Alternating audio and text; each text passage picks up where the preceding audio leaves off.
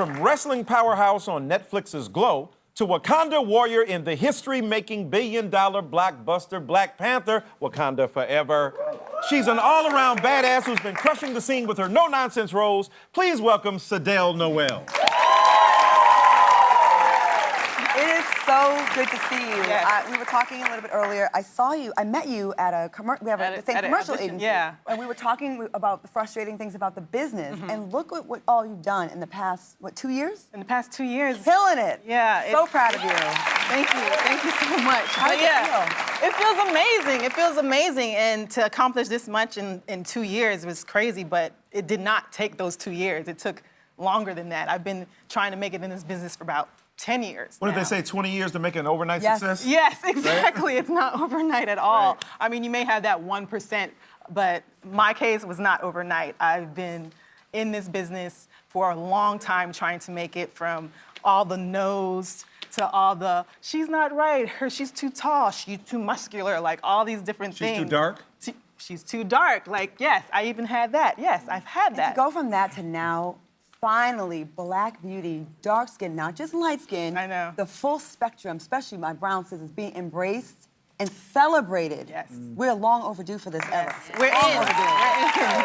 Yeah. So, when you began as an actress, what did you have in mind? T.S. Eliot, the poet, said, between the ideal and reality falls the shadow. Where are the shadows for you? What did you have in mind, and what did you end up seeing before you became successful? Well, what I had in mind, I mean, and I still have that in mind. I want to be an action hero. We don't have that right now. We don't have an African-American sister that you could say that did 5 consistent action movies. You don't have that. So hopefully that will be me. Right. But thank you.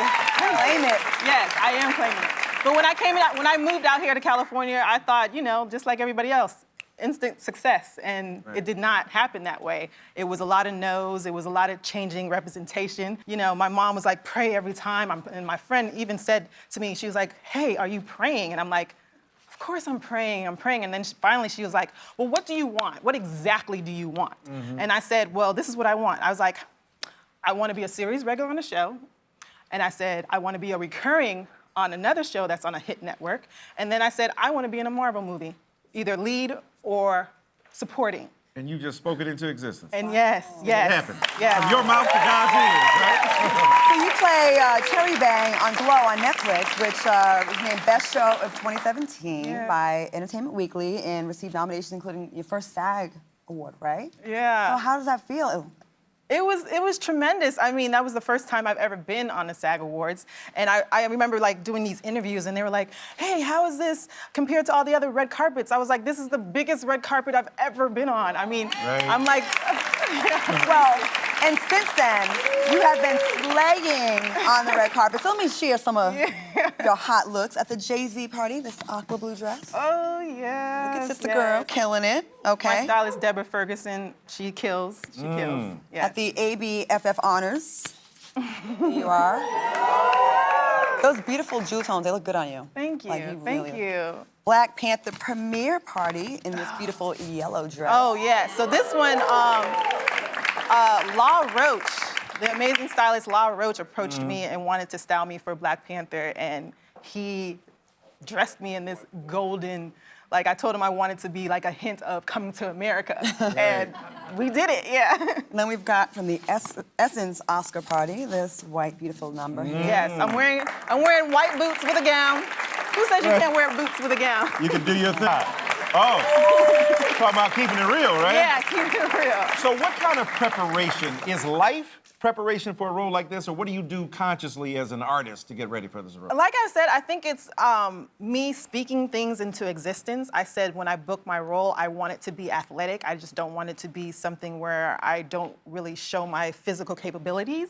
And this role was something that literally in the audition room, the side said you have to tumble and come up to a drop kick and then bring out a gun. Right. And I was like, well, how in the world are you gonna do that? And literally the room was about this big, and I made it happen. And I don't think if I didn't do that in the room to show that I can do this, right. I don't think I would have got that part. And then come to find out, the casting director, Jen Houston, she told me, she was like, do you know, I've seen maybe over 300 girls, and she said only 3 girls actually did that part. Right. And I was like, well, what did they do? She was like, all they did was just bring out the gun. And I was like, oh, wow. I like that you went for it. Yes, exactly. Right. Yeah, you can't be afraid when you go into these auditions because they're, yeah. Right. Another thing you did to prepare for the role, did you watch a lot of Pam Grier? Yes, yes. So in the sides, in the breakdown, it said, think of Pam Grier. And I was like, oh my gosh. So I literally watched every blaxploitation movie that she was in. And I was like, okay, because she was like Cherry's Foxy Brown, because she literally was a stunt double for Foxy Brown in the show. So that's what I did before I went in. I watched like 10 movies that Pam Grier did.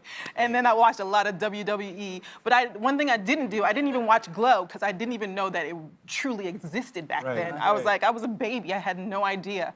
And then after the audition, my friend was like, you went in for Glow? I was like, yeah. And they was like, you mean Gorgeous Ladies of Wrestling? And I was like, yes. And he was like, you know that's a real thing. And then finally I looked it up on YouTube. I went down this rabbit hole and I was like, well, I either did the best audition of my life or I just did some crap. I don't know. Well, there's a lot of diversity in that part too, in that show, right? But I want to talk about your Dura Milaje, right? For the Black Panther. Y'all saw the Black Panther. Y'all know she killed that role. So tell us about the audition and training process and your castmates. I mean, you're in what is a juggernaut right now, over $1 billion. I know. Right, a black director, along with F. Gary Gray. Now Ryan Coogler joins those ranks. I mean, just tell us what it feels. Can we just touch you? Can we just touch you? Oh, yeah.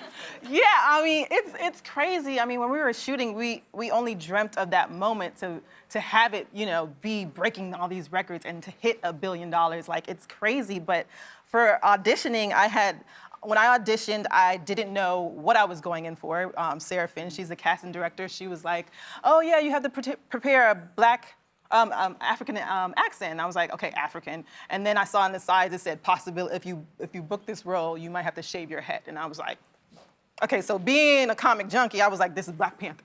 I already know this is Black Panther. So I went in, had to learn the African accent, and I was like, okay, didn't hear anything. And at the time, I was shooting Glow. And then all of a sudden, my managers was like, hey, you're still in the running for this. And I was like, what? And then maybe, I think it was like a month or two later, they flew me out to Atlanta to meet with Ryan and all the producers, because it was like, all right, you passed as far as the acting, but now we need to see your physical capabilities. Right. And so I literally had to learn this routine with a bow staff that I've never put in my hand before. And they showed me the routine, and I had like maybe an hour or two with it to learn it, and then all of a sudden I came and presented it in front of the producers and Ryan, and they were like, okay, well, what else can you do? And I was like, I literally showed them everything I did on Glow. I was like doing back bumps, and Ryan was like, oh, so can you slam me? I was like, yeah, I can slam you if you want me to. But yeah, it went really well, and then by the time I got back on the airplane, my manager said, it looks really good, and by the weekend, Monday, they said, you got it. Wow. That quickly. That's it. Wow. Nice. I cannot ignore the elephant in the room. There was quite a lot of eye candy on this film. Was there? And you guys would get killed by one of the finest, Michael B. Jordan. Yes. So please. Oh, yes. explain. I know every woman out there would love to be killed by him. I see all the memes, too, like all the memes now of Michael and everything, but it's kind of funny. But no, it was a lot. Everybody was at their physical best.